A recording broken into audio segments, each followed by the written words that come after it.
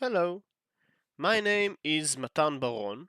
I'm 26 years old, a cybersecurity enthusiast, and what I enjoy doing mostly is running and swimming. And that is as far and as much as you have to know about me. What is important is what we are going to do today.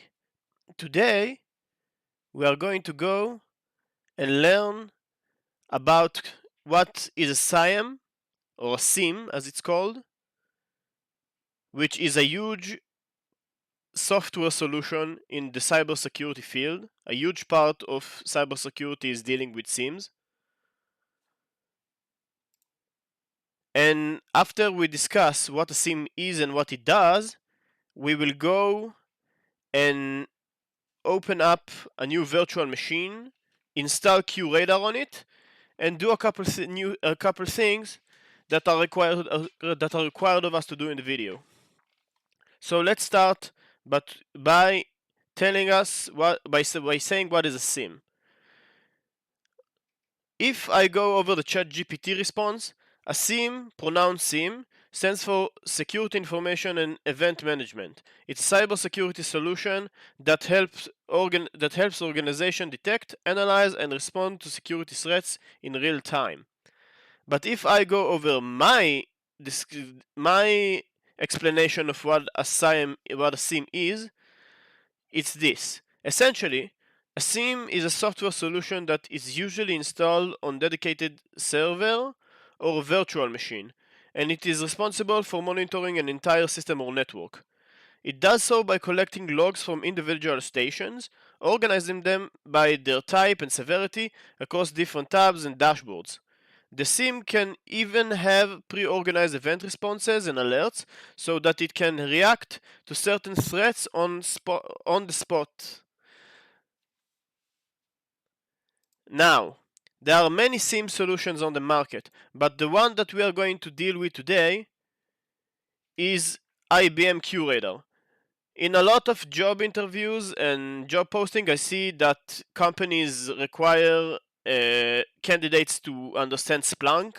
They want candidates who have dealt with Splunk before, with the Splunk Cyber CM. But today we are going to teach you to learn about IBM QRadar. And what's so special about IBM QRadar? Here is the architecture. The architecture of IBM QRadar is built around having input of logs, flows, and vulnerabilities, and as an output searches, report, dashboards, offenses, and assets. And in this video, what we are going to be doing is we are going to install QRadar Community Edition on a VMware virtual machine, and after we are done doing so, we shall install an agent on a Windows 10 virtual machine, so that we can collect logs and see them inside QRadar. The video title that I decide to give this video is running QRadar inside VM.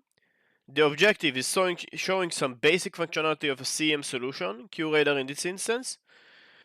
And the video will be split to different parts. The first part will be installing and configuring QRadar on a VMware virtual machine. The second part will be to create a new admin user and explain why its benefits, why it is important to create new admin users on QRadar. The third part will be to install the WinCollect agent, which is a software agent that is responsible for sending logs to the QRadar instance. So we will be installing the WinCollect agent on Windows 10 virtual machine, showing log collection in QRadar, and the last part will be to set up a new offense raising event rule, so that we can understand the correlation between logs and offenses. After that, there shall be a summary to the video, and I hope you enjoy the video. It's going to be quite a long one. Feel free to skip any part in which I go over details too slowly, because it is my first time creating such a video, so it's quite difficult for me. And I wish you the best, and I hope you enjoyed this video. Hello. In this part of the video, I'm going to show you how to install QRadar. And before we start doing that over at VMware, I will briefly show you where it is that you need to download the ISO image of QRadar. In order to find it, we go to google.com and we write QRadar CE download. We click the first link that we can see, and right down here we will go to download and install, click download the ISO, and right here it will require you to log into your IBM account. It's not something that I'm going to do right now because I already have done that and I have the ISO on my own, but you now know where it is that you find the ISO. And with that being said, let's start the process of actually installing the virtual machine and making our new QRadar instance. We'll go to create new virtual machine. We will pick custom. Now let's do next. After doing next,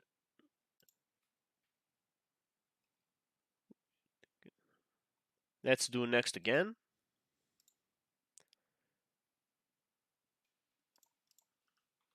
Now let's go ahead and pick our QRadar ISO. And something that is very important, you have to mention that you will install the operating system later. So actually what I've done here is a mistake. You are not supposed to mention the QRadar ISO right away. You're supposed to pick I will install the operating system later. I'm sorry for confusing you. After we will mention what the operating system should be, then we will go to the CD/DVD, and then we will pick the right ISO for the job, which is the QRadar ISO, but we will not pick it right away. We must mention that we will install the operating system later. Now next, our operating system is going to be Linux because IBM QRadar is based on Red Hat Enterprise Linux. So let's change it to Red Hat Enterprise Linux. Let's find it. Here it is, Red Hat Enterprise Linux 8. Let's pick this. Now next. Let's pick myself a location. This is the name of the virtual machine. I will call it QRadar Radar VM. And now let's browse. Let's go and pick ourselves a place for our virtual machine.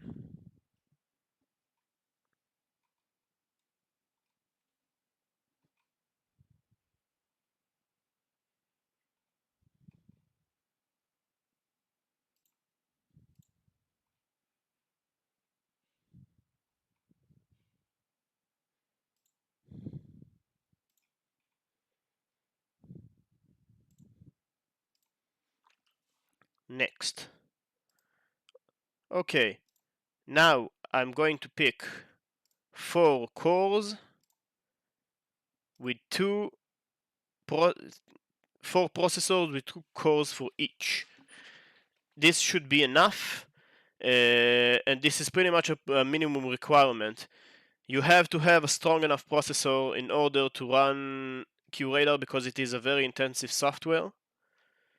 It requires, if you go to the requirements on the official IBM website, which are supposed to be something around here, the requirements, you can see that they demand at least 24 gigabytes of RAM.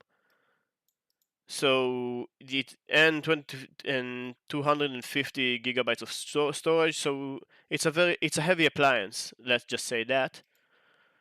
So let's make sure that we have enough cores in order to run the process. Okay. And now I will go ahead and will give it 24 gigabytes of RAM. It should work well enough with 16 if you want to give it 16. I have enough resources to give it 24, so that's what I'm going to do.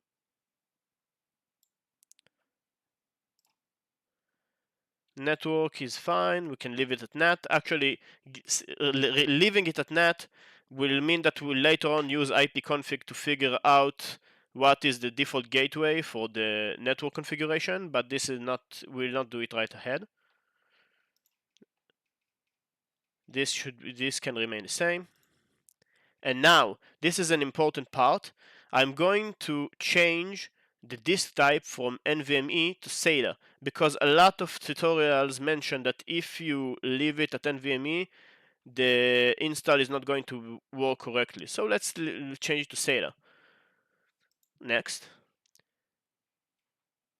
I want to create a new virtual disk, so let's leave it at that. Now I don't want to allocate all the disk space at one, but I do want to store everything at a single file. And let's change the amount of storage that I do have, the disk size, to 300 gigabytes.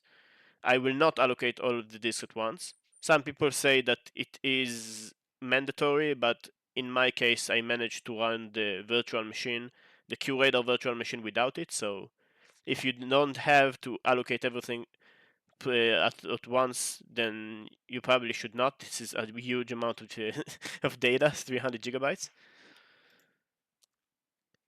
Okay, and let's do next.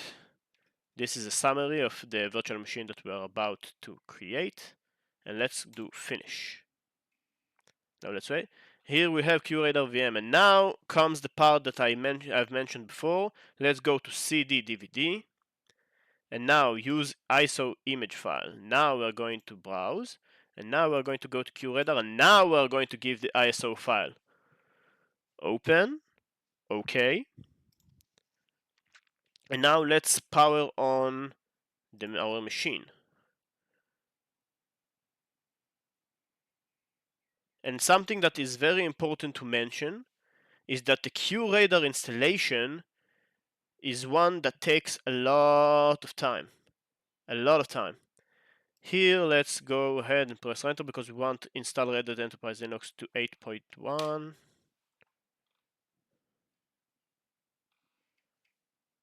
And now the installation is supposed to start. I'm going to pause the video, and I will be back once we have to do the next part of the installation. But right now it is installing everything automatically, and this process is a long, tedious process, so we can pause the video for now.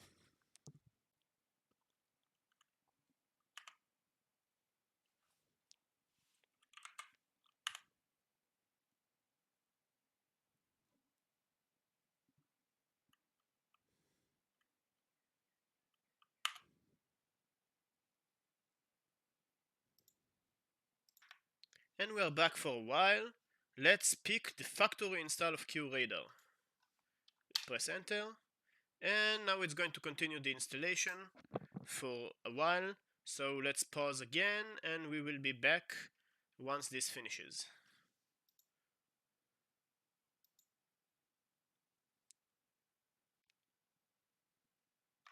Okay, in this part of the installation, we're going to pick the first option, press enter, and more installation is going to continue. So we will pause again, and we will wait. Again, pick the first option of installing Red Hat Enterprise Linux.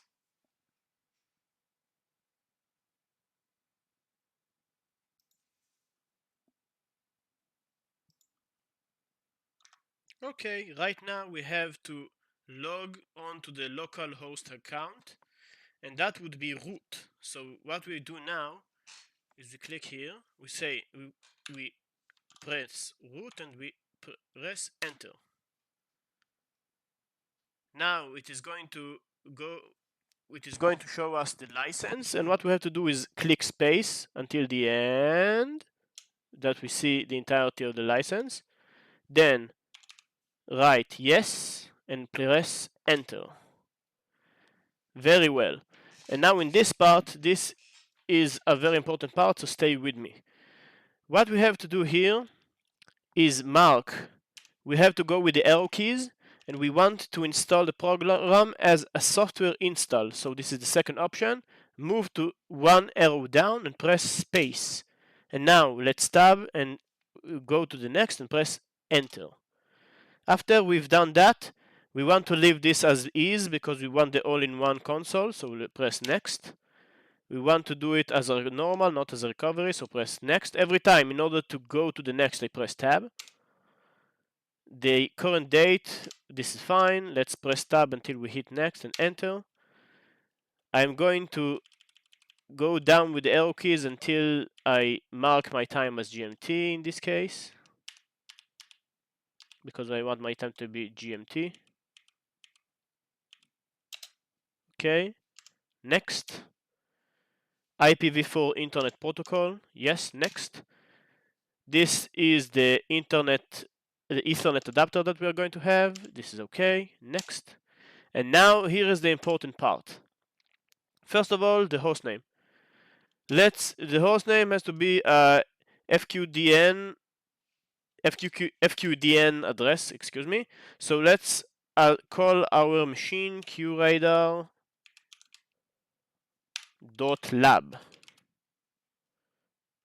And now for the IP address. What I'm going to do with the IP address is I'm going to remember that our virtual machine's networking functions as NAT, which means I'm going to go to CMD, to the command prompt, and I'm going to write ipconfig. Will go down, and if I go down enough, I can see that the Ethernet adapter for VMware, the network is 192, 168, 127, and the address of the computer itself that all network traffic is going to go through is 192, 168, 127, and 1. So let's make sure that our virtual machine is going to be on the same network. So what I'm going to write is, oops, excuse me for a second.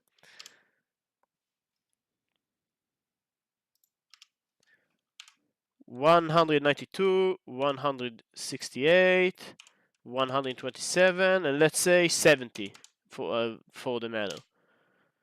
Network mask is going to be 255, 255, 255, 0, and the 255.0, and the gateway is going to be the same as the address of my computer, because all network traffic is going to go through the network address of the computer itself in this network, which is 192, 168, 127, 1.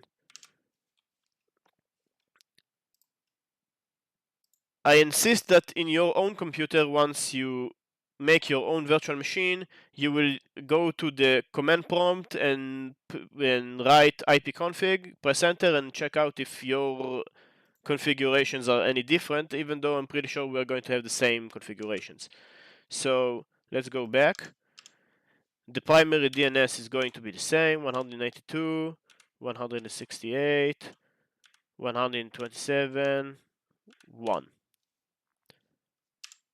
Press tab, press tab, press tab again, and let's do next and enter. Now it's going to validate the network settings.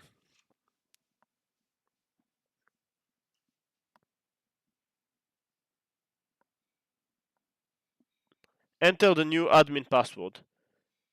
I'm going to pick a rather simple password. 1, up. 1, 2, 3, 4, 5, 6. Again, 1, 2, 3, 4, 5, 6. Next. Enter new root password. Let's do it again. 1, 2, 3, 4, 5, 6. And again, 1, 2, 3, 4, 5, 6. And finish.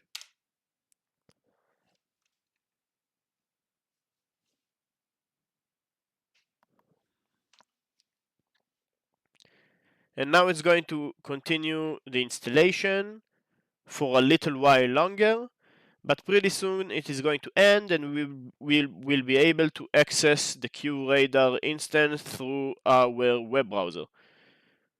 But let's right now pause the video and we will come back once it's ready.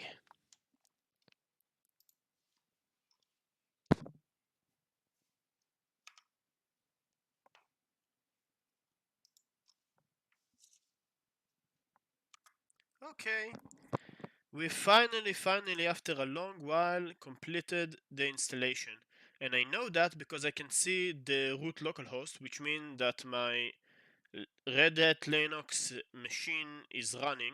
If I write IP, if I'm going to write the command IPA, then I'm also going to see right here 198, 192, 168, 127, 70. That is the IP address that I gave my machine. And after everything is said and done, let's try and log on to our QRadar instance through the web browser. What we are going to do is open the web browser, and now we're going to write 198, 160, 192, 168, 127, 70. Press enter. Okay, let's try to do it with HTTPS instead.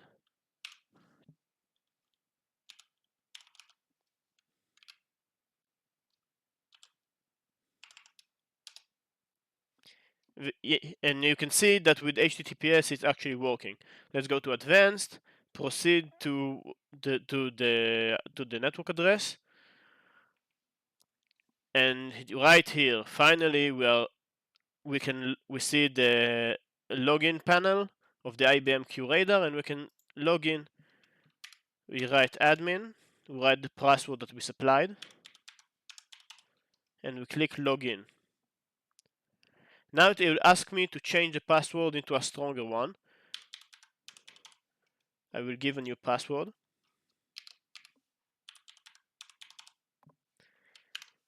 Make sure that it fits the criteria of a strong password.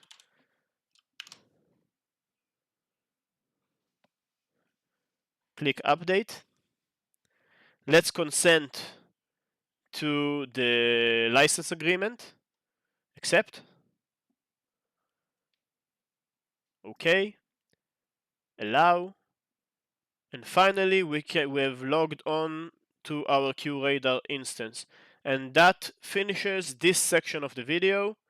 I hope you enjoyed it. And on to the next section.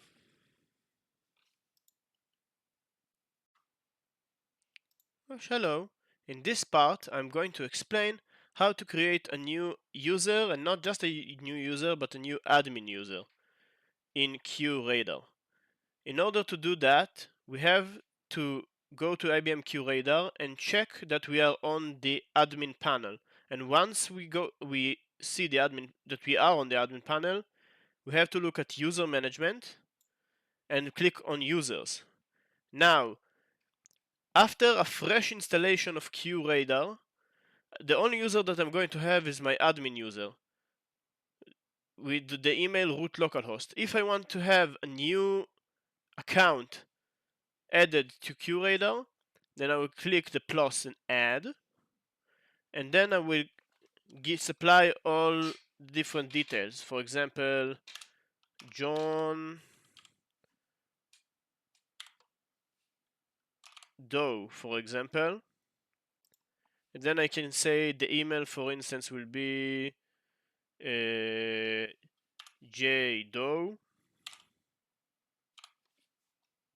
strudel gmail.com. Create a new password for the new user.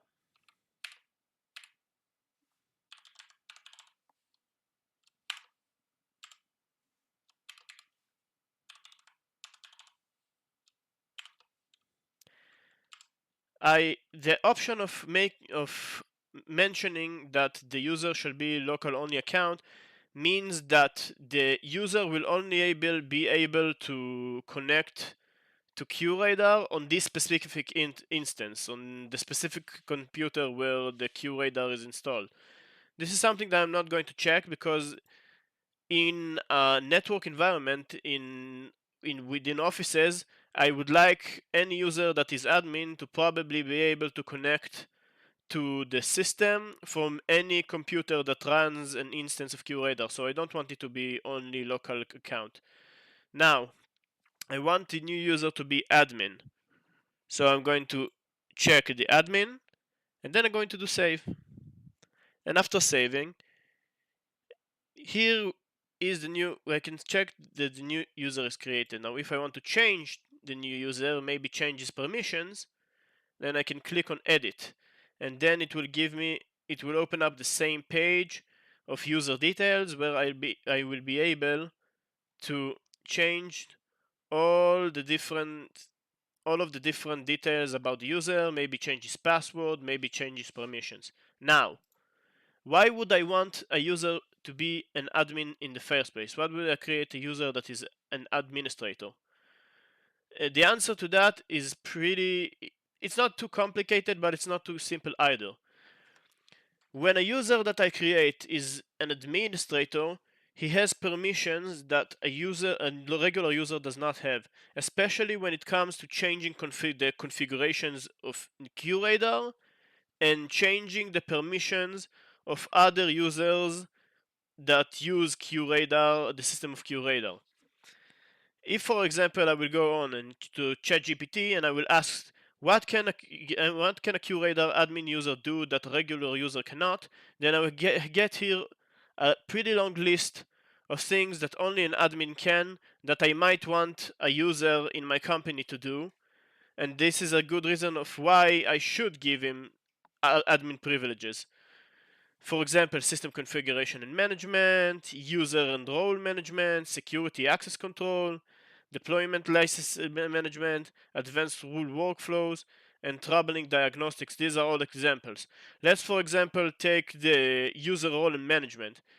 If I want a user to be able to create new users and those users give them admin permissions as well, then or just play with any type of permissions that they do have, then the user committing those acts will have to be an admin user himself. So this is a great reason as to why I should maybe create a new user, maybe the CEO of the company who will have admin privileges. System configurations, of course, that is a great reason as to why some users should be an admin user and some others might not be. You will be able to restart. You can restart not only appliances, you can restart computers from QRadar, any computer that is connected to the system. So if with the user that has the privileges of an admin, so that is another great reason as to why a user should be an administrator. To summarize, a user in QRadar should receive admin privileges if I wish, if we wish, if there is a general need for the user to change configurations in QRadar, whether it be for QRadar itself or for the user of QRadar, or the computers that are allowed, or IP addresses that are allowed to connect to QRadar, or to the system itself. There are many configurations that only the admin can change, and that is the reason why we should want a user to have admin privileges. A thing I forgot to mention is that when you go to users and when you select a new user and you select the new user we created and you select edit, then I can go to manage user roles. And as I can see, there are many different options that are given to any single user that I can change in terms of permission. Admin, offenses, risk manager, forensics, IP right click menu, delegated administration. If I want to be able to change any of these to any specific user that I might want, The only way I can do so is by having an admin user changing those permissions. This is a great example.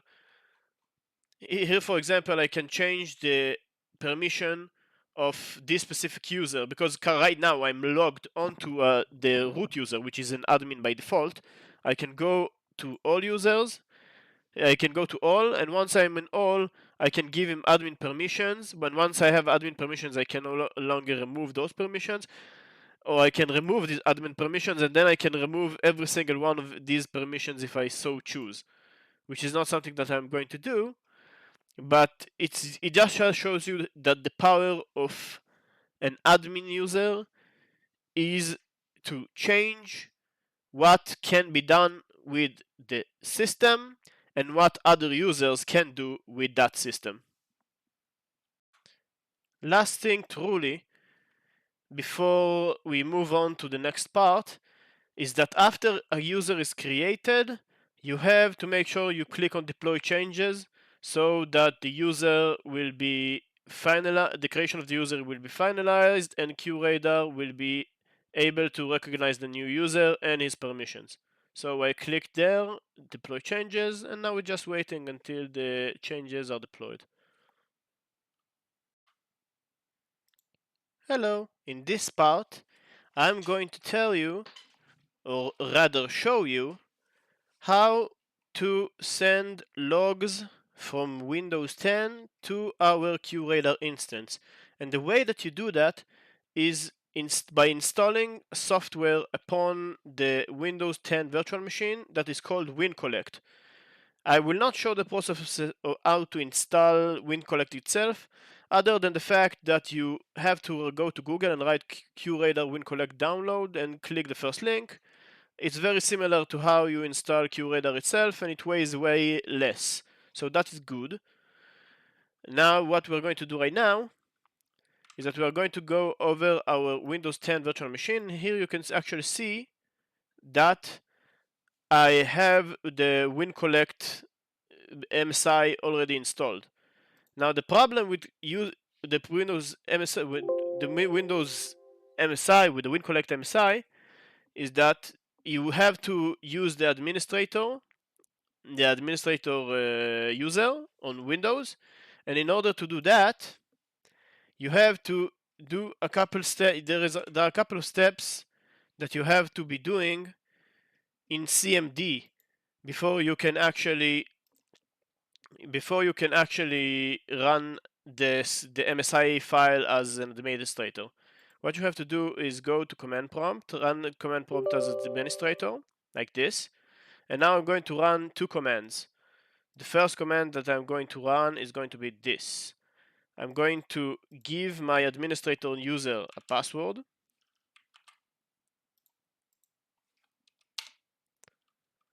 And after that, I'm going to make sure that the administrator user is active. And with these two commands, what I'm going to do now is close command prompt. I can minimize this, can close this. Now I'm going to do shift and right click, and I'm going to run as a different user. The user that I'm going to run it as is administrator.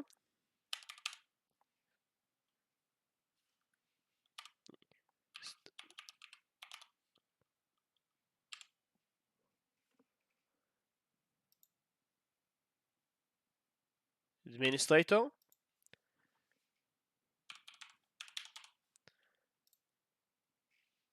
And now I will be able to start the installation. So make sure you follow these steps before you begin the installation.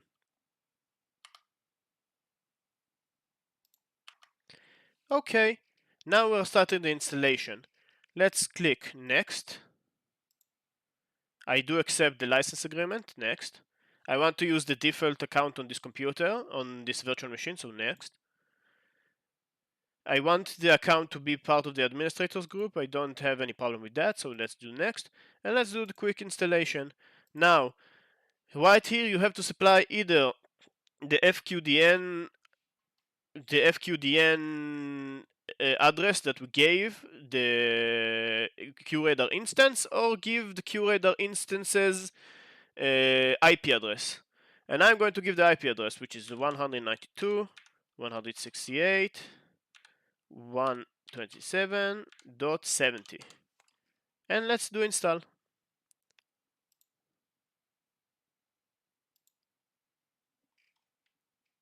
And finish.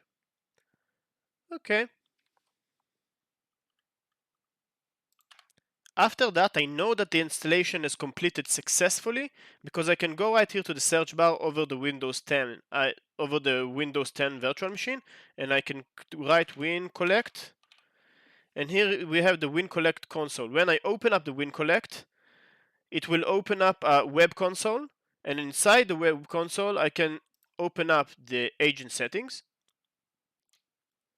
And once I view the agent settings, here are going to be lots of details about the agent, like the agent, like the name of the computer, the status of the server, many different configuration, the IP address of the server, and here I can even click test connection, and everything is working fine. So we will continue the recording. Once we open up the QRadar instance, where we will see our Windows 10 virtual machine in function sending logs. Okay, so right now we are on our QRadar instance, and how do I know that QRadar recognizes my Windows 10 virtual machine? I go to the admin panel, and in the admin panel I look for data sources and events and pick log sources.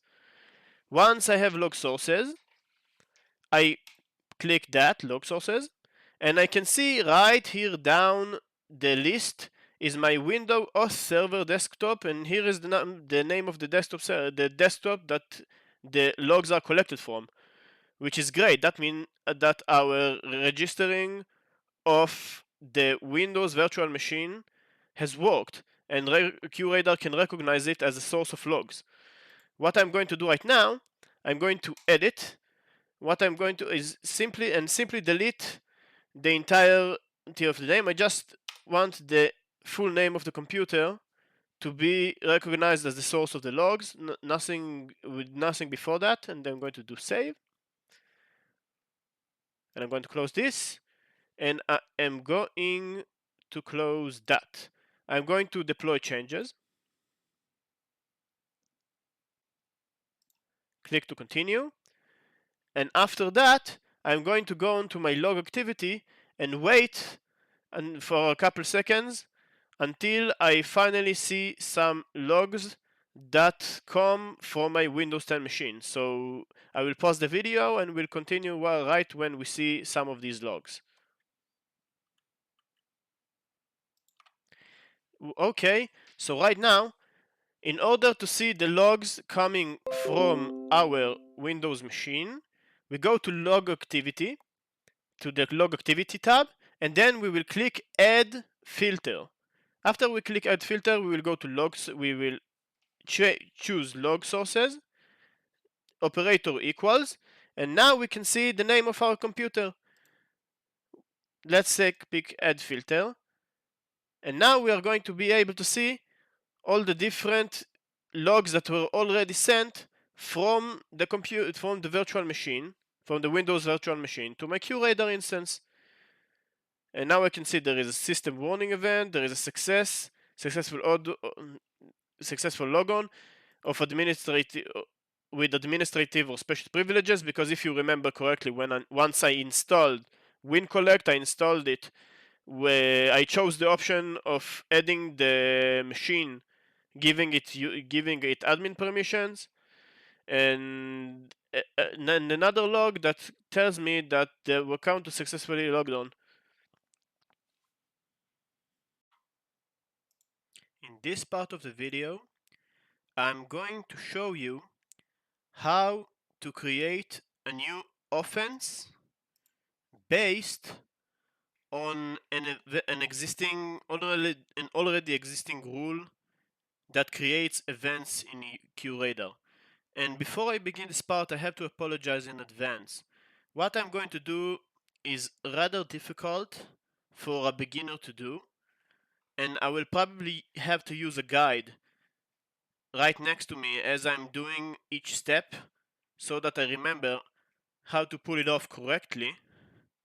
So if this part takes more time than usual, then I do have to apologize in advance, and you are more than free to skip whatever part of this whatever, whatever part of this section that takes too much time in your opinion.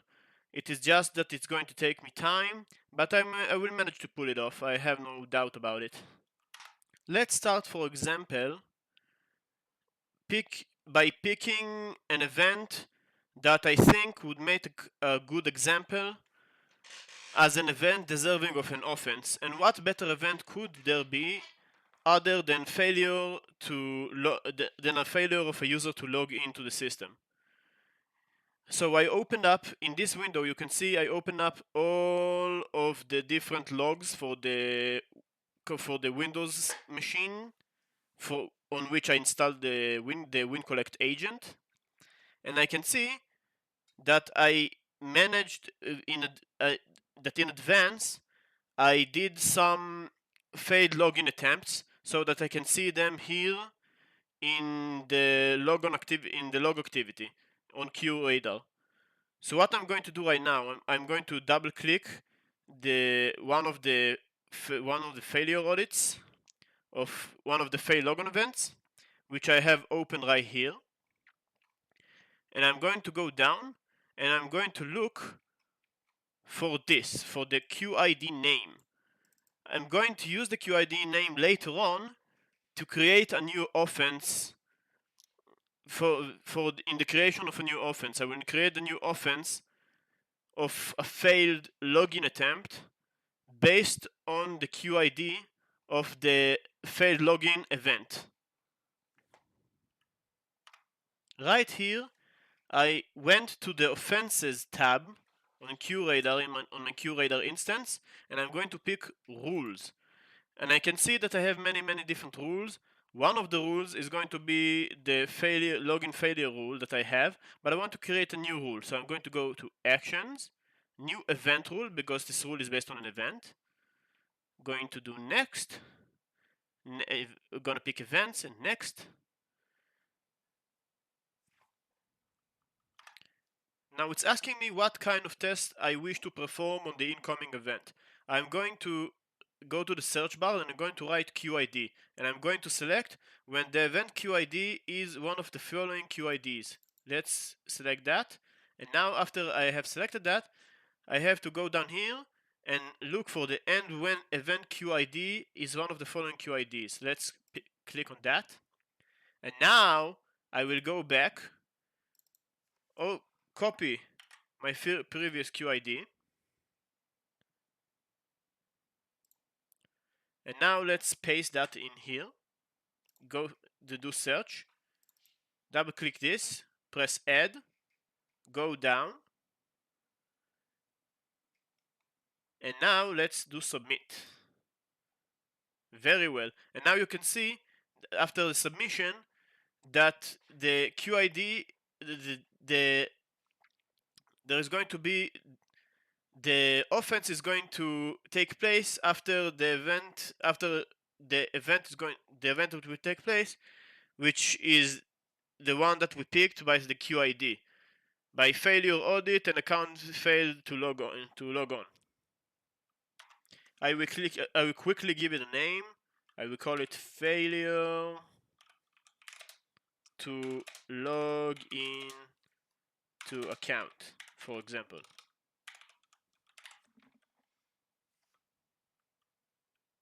And I want my rule to be a part of the authentication group in this example. Let's click next. I forgot to add a note to the rule, and my note will be this rule will occur after a failed log on event, for example.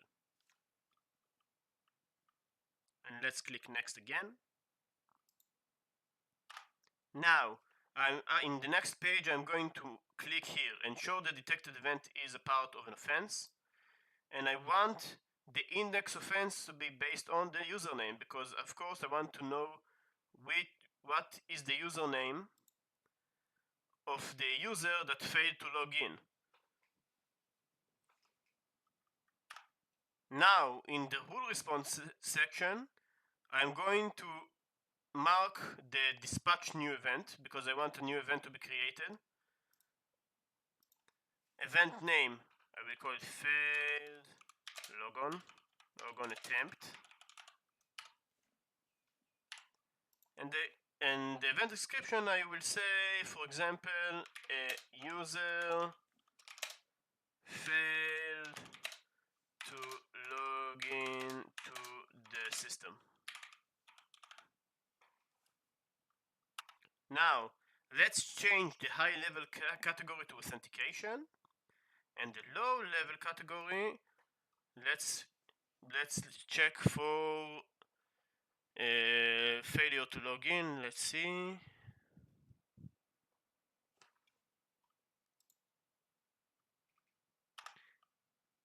And here we changed the low level category to user login failure. Now let's mark and show the dispatched event is a part of an offense. Let's just make sure that the index of face is based on the username, because I want to see the username of the user that failed to log in. Now click next. We will see a brief summary of our new rule that would make the offenses that we want. And let's click finish. Now you can see that if I go to the offenses tab, click on rules, and go down to the bottom of the list, at the very bottom, I can see the new rule that I created, and even the note that I gave the rule itself. This rule will occur after a failed logon event. Now, after creating my rule, let's try to force some failed logon attempts on my Windows virtual machine and see if I can actually view the offenses created by this new rule that I made. So let's try and do some failed logon attempts. Let's do like 5 of these and check, and later on check if the rule is working and new offenses are created. Okay, I'm continuing this recording because I see here 2 new offenses, but something happened that I'm not quite sure of. I checked whether the rule that I created for failed logon attempts creates new offenses, and the answer is no, it's not creating any new offenses, meaning that the rule is not working.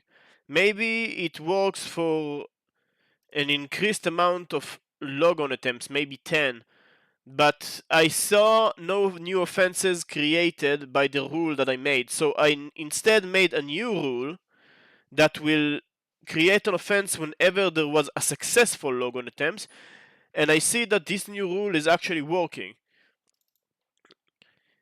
Here, success audits, an account was successfully logged on, which is a rule I created. If I go to rules, let's sort everything by name.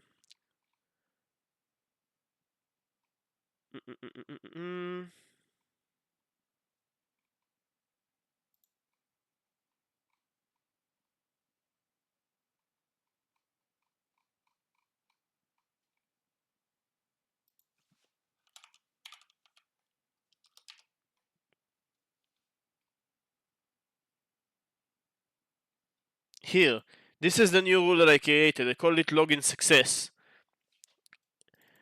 Not too different. I made it in the same way not too different from the method I used to create the log on failure rule, but for some reason QRadar only detects my successful login attempts and not my as offenses, and not my failed login attempts as offenses. Maybe it needs a huge amount of login failures to register the login failure as an offense, but whatever the reason might be, I don't know. All I know is that I made a new rule and it only works with successes.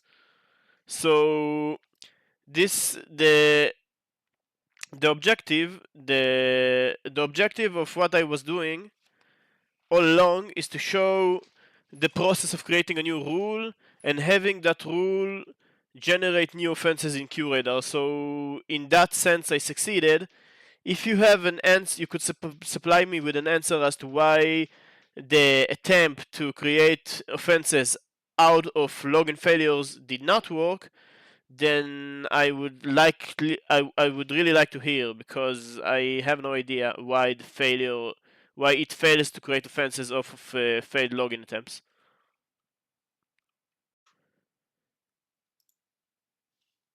The process of creating the video and the learning experience was mostly constructed of watching YouTube videos that don't explain, but show the steps of what needs to be done in order to achieve each goal that was set by the video requirements, to derive meaning from them, like why an administrator user has to be created, why we need QRadar in the first place, how to set up the agent, and why an agent has to be set up in the first place. These are all these are all summaries and conclusions that I had to be making on my own. The process of learning was done mostly with videos, but making the necessary conclusions from each step in each video is something that I had to do on my own. And considering this is my first time creating a video, and the fact that I'm pretty anxious about it, was very challenging, because to me it is like I cannot find the correct words in order to explain myself. And why was it so difficult to me to explain the different parts and the logic behind what I was doing in the video?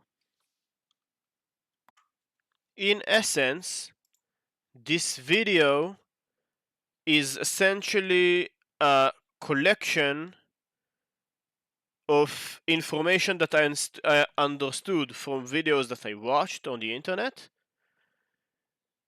cobbled together with the with the summary and the explanation of mine of how I understood the things that I understood.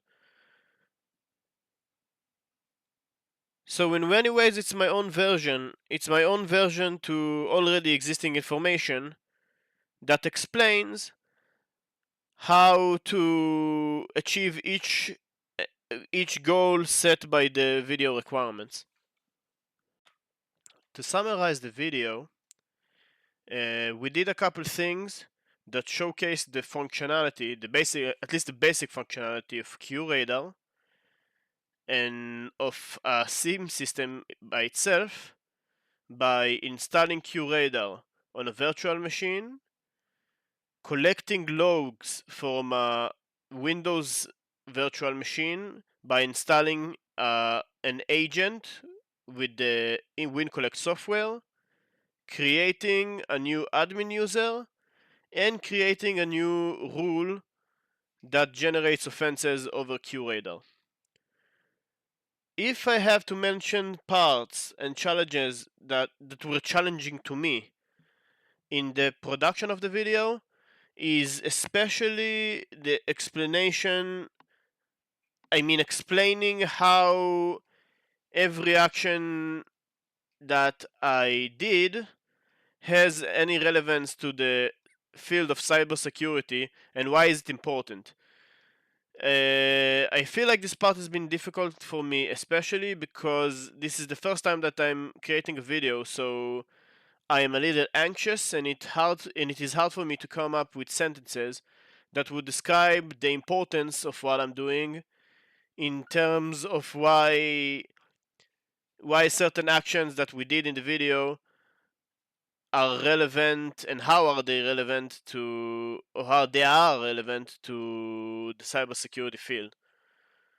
But it is what it is, and overall I think that I managed to succeed in completing each of the tasks that was required in the production of the video.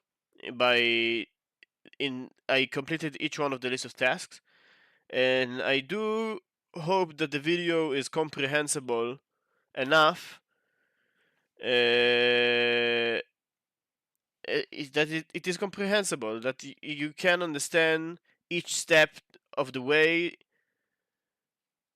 in each part that I did in the video, and repeat the process and simulate the lab on your in your home on your own hardware, and that my video will be helpful and it will work the same. So I hope you enjoy the video, and I hope that it helps, and I will see you next time.